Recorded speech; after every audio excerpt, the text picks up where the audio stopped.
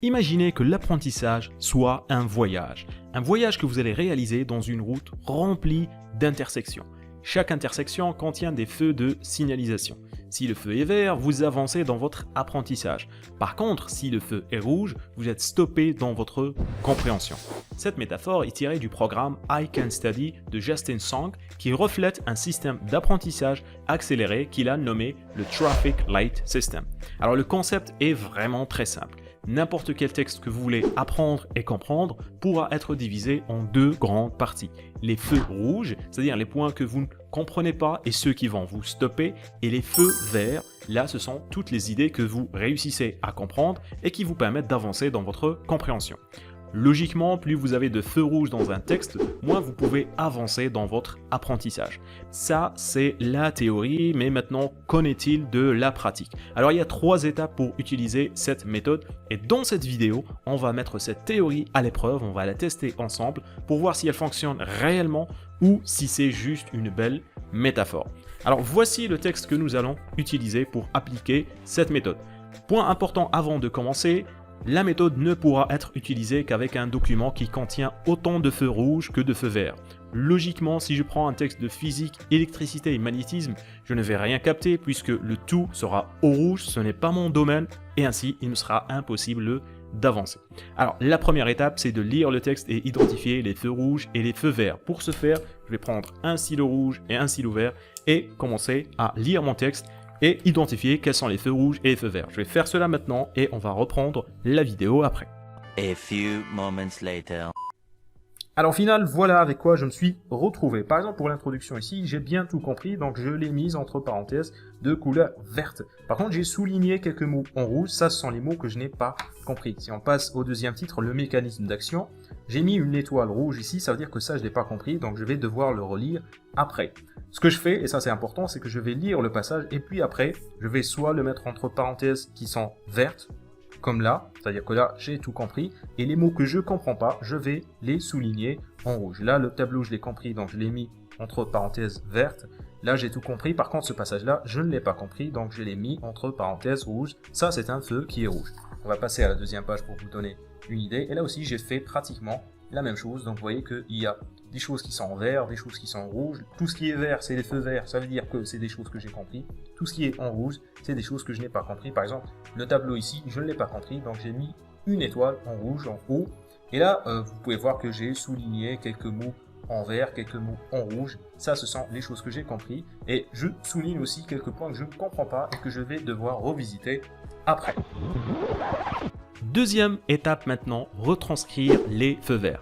Avant de m'attaquer au feu rouge, je vais noter rapidement ce que j'ai compris de mon texte. Et je pense que c'est à ce niveau-là que la méthode devient vraiment très intéressante. Ce que j'aurais tendance à faire en temps normal, c'est m'arrêter sur les feux rouges en essayant de comprendre les choses qui me donnent du mal.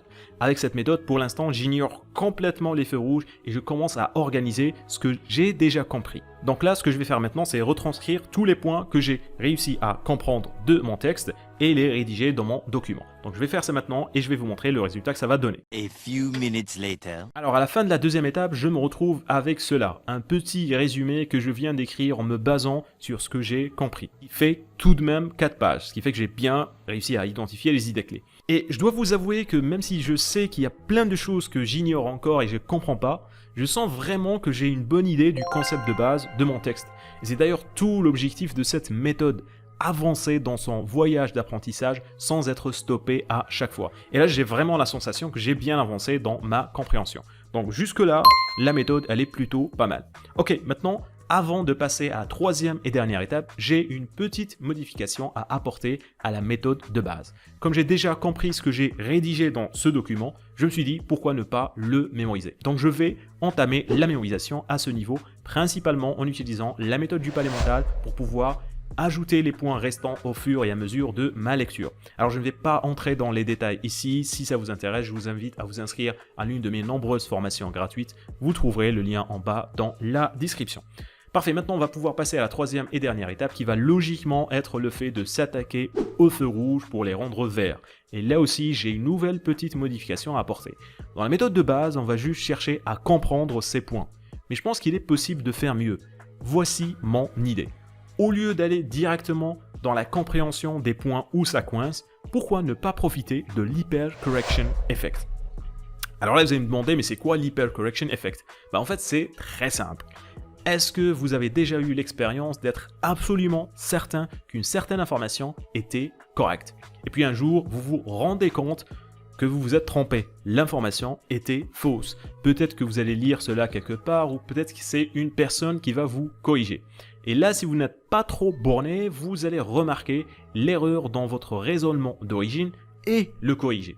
Ça, c'est l'hypercorrection effect. Ce qui est bien avec cet effet, c'est que les informations corrigées de cette façon vont rester en mémoire très longtemps. Du coup, je me suis dit, pourquoi ne pas profiter de cet effet? Pourquoi ne pas utiliser les feux verts que j'ai déjà résumés pour essayer de comprendre par moi-même et sans m'aider de Google ou des livres ou des articles pour comprendre les feux rouges. Et c'est gagnant-gagnant. Soit j'y arrive, ce qui fait que j'ai vraiment bien capté mon sujet, soit je n'y arrive pas et j'essaye de le faire. Et du coup, je profite de l'hypercorrection effect. Alors j'ai testé avec ce texte que voici et j'ai réussi à comprendre 4 feux rouges juste en me basant sur ce que j'avais déjà compris et résumé. Bon, je me rends aussi compte que ça ne sera pas faisable pour tous les textes, mais si on y arrive, ça va vraiment aider à la compréhension et surtout à la mémorisation. Alors, au final, Traffic Light System, est-ce que c'est une méthode que je vous recommande d'utiliser?